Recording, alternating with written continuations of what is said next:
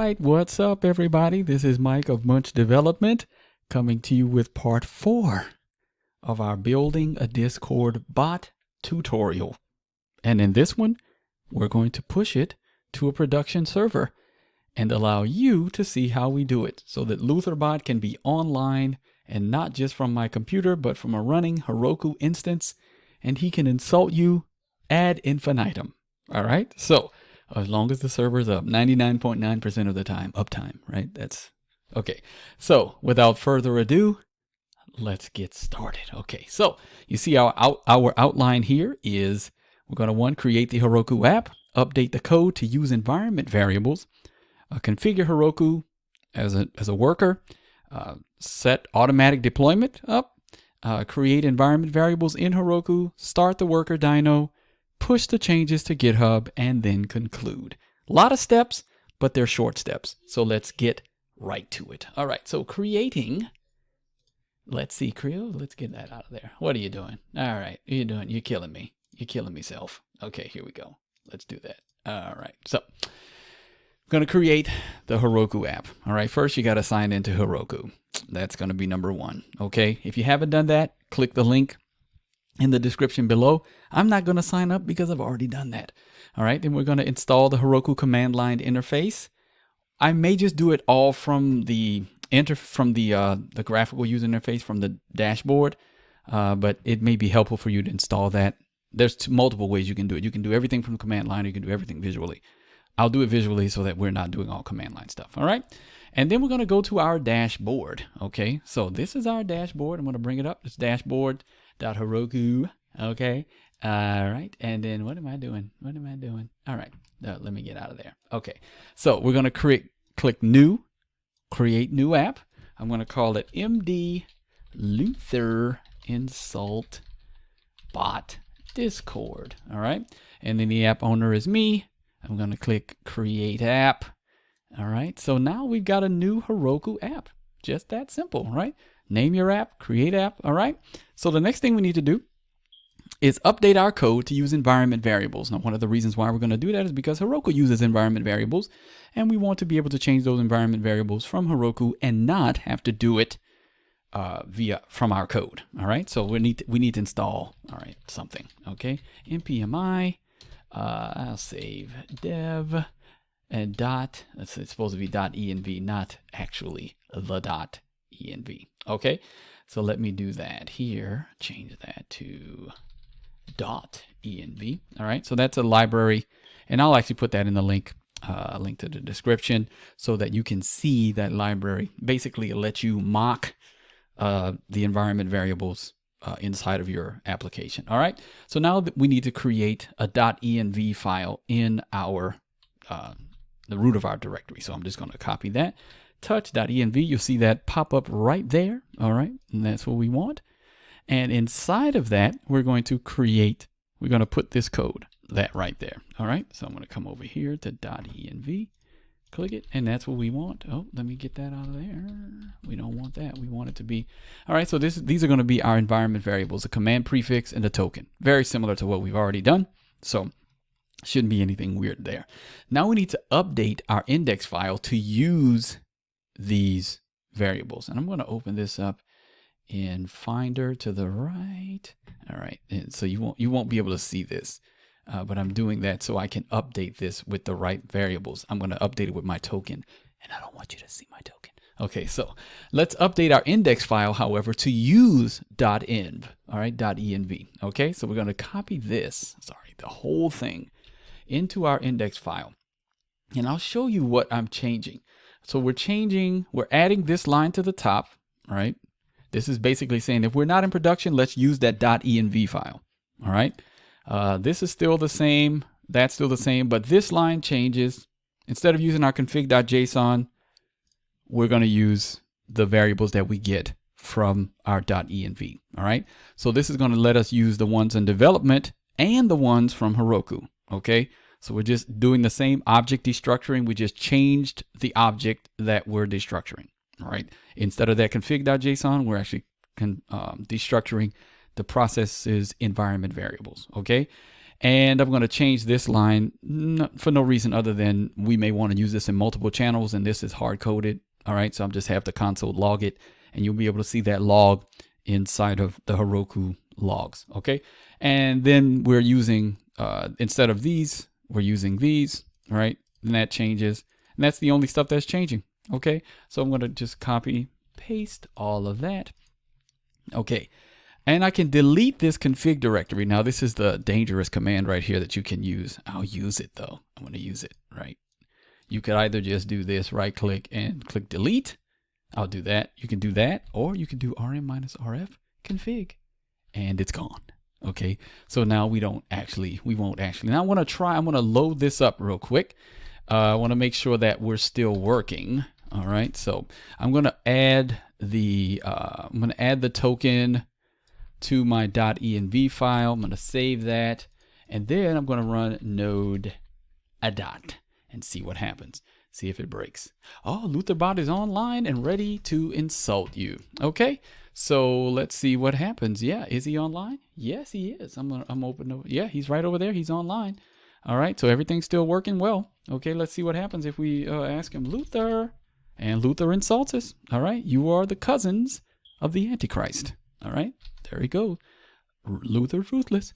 All right, so we're good so far. All right, so now we need to configure our Heroku app as a worker app. So normally if you load a Node.js app and push it up, it's going to use the basic web start, right?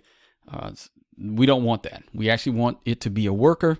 So we're going to create what we call a proc file, okay? And then tell it, this is your process file. I believe that's what that means.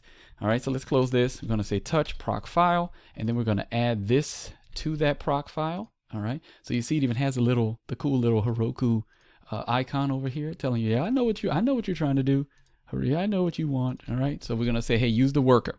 All right, instead of using web start. Okay, so let's go back over here. So we got that part done. All right, now we need to set up automatic deployment in Heroku. All right, we're going to go back to our dashboard here. Oh, get out of there, buddy. I was looking at my old video. I was like, what did I do? What did I do? Okay, anyway, so we're going back over here to our Discord bot. We're going to be here in the overview section. Let me pull that over here. All right, so actually we're going to go back to the deploy tab. Okay, and we're going to select GitHub as our deployment method. So I'm just going to, whenever I push this to GitHub, whenever I push it to master, I want this to be pushed up to Heroku. All right, so we're going to select our, let's see, Luther. Is it going to help me? Search. Let's see, search. There you go. Luther insult Discord bot. All right, so I searched it on my repository. I want to say I want to connect to this. All right, connect your GitHub repository. Now it's connected. All right, and under automatic deploys, I just basically want to say whenever I push to master, I want it to automatically deploy. All right, so it's enabling automatic deployments. Right, so every time I push to master, it's going to push a new version up to the to Heroku and allow, it'll start the Discord server all over again, the bot all over again. Okay, so we've got that set up. We've set up automatic deployments. All right, so now we need to create environment variables in Heroku. So we're back on the dashboard. We're going to go to settings, and we're going to say reveal config variables. We have none. All right, so what we need to do is we need to add a couple. All right, so we're going to add our command prefix, and we'll say a command prefix value is that. And then hit add.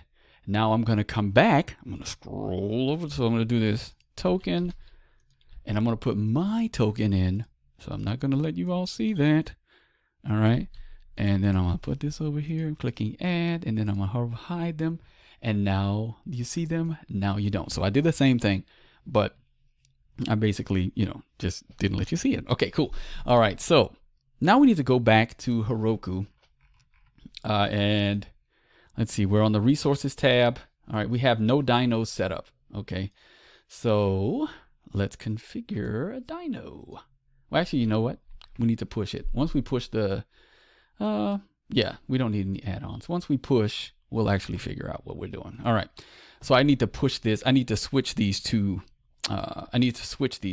Right? So this one's going to have to go underneath.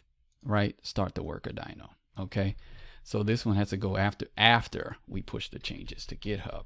All right, so we're switching that around. Okay, so we need to push our changes to GitHub. First thing we need to do is update the git ignore file. All right, because we don't want our environment variables going up to the server. All right, so I updated that.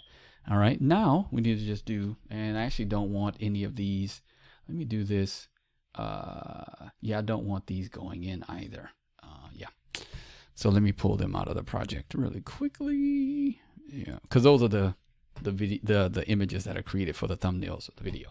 I don't want them going up. All right, so we got no modules in .env are not going up. All right, so everything else is going up. So we're gonna do git add dot git push, no, git commit. Well, I'm on, wait, I didn't want to do that. Go back. I need to create a new, well, you know what, we'll just do it. Git, yeah, we'll just commit -m part 4. I'll push it directly to master. It's better, you'll get to see it happening. All right, so when I do this, I'm going to go back over to deploy, and what you'll be able to see is this will start once I click git push -u. So git push -u origin master. So it's pushing to master, and let's see what happens, right? So it's pushing a master. Yeah, it pushed. Okay, so automatic deploys are enabled. Let's see what happens if it's actually, you know, we can go to, let's do this, view logs. Let's see, build started. Yes, so build had started. Okay, and you see what it's doing. All right, it's telling us that the build has started. It's just not doing, you can't see it from here. But if you want to look at activity, yeah, so it was deployed. Okay, just got deployed. All right, we'll go to resources, dynos. Let's see. There we go. All right, so refresh that. You say, okay, no. All right, no, we don't want that. So we need to start our worker. That's where we are right now. Start the worker dyno. So we are on the dashboard, resources tab, and enable the worker dyno instead of the, so let's disable that one. Yeah, cancel. Let's see, confirm. All right, come on, buddy. Change dyno type. Right. Boom. Boom. There you go. Confirm. All right. Boom. Yep.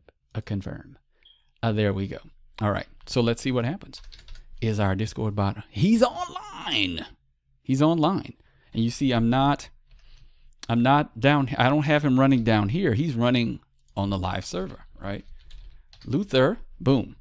He's there. All right. So if I were to say, well, I want to take him down. Let's see. Let's what happens. If I wanted to take him down, I would go to settings and then maintenance mode. Boom. Enable maintenance mode. You should see him disappear. All right. He should disappear. Come on, buddy. Don't make me look bad. Go on. Come on, little Luther bot. All right. Let's see what happens if I Luther. Oh, can I spell? Oh, he's still online. Okay, I thought I took him down. Well, he's not in maintenance mode. You need to take the app offline. You can turn on maintenance mode. But apparently, I can't. All right, so, yeah, well, that one didn't go as I expected, but he's online. So we got that part done. All right, so let me conclude after that little, I thought I could take him offline just by turning on maintenance mode, but I guess not. Okay, let's see. Is he still online? Yeah, he's still online. He's just online. All right, well, cool. I don't mind him being online. I just wanted to see if I could take him offline. All right, anyway, so don't forget, you'll be able to find the link to this code in the description of this video. Don't forget to like, comment, subscribe, and share so we can build the channel up and bring you more free content. All right, so what would you like to see next? Let me know in the comments below. Don't forget to like on Facebook, follow on Twitter, Parler, and Instagram, and check out the new Patreon page if you'd like to support what I'm doing. And all right, that was it. So happy coding. See y'all on the next one. All right, so I didn't want to leave you all without the knowledge of how to stop your worker. All right, so stop your bot if you needed to. All right, so the maintenance mode thing didn't work. But I came over and I found out if you do this, you can stop it. All right. So I did that. And when I go back to the Discord and I type in Luther, nothing happens. Right. So if I come back and I click that and I click confirm, if he's online, Wait, he should. So I may have to give him a chance to get started. Hold on a second. Let's see. Settings. Has he started? Or where's the log? View logs. All right, he's ready. He's online. All right, Luther.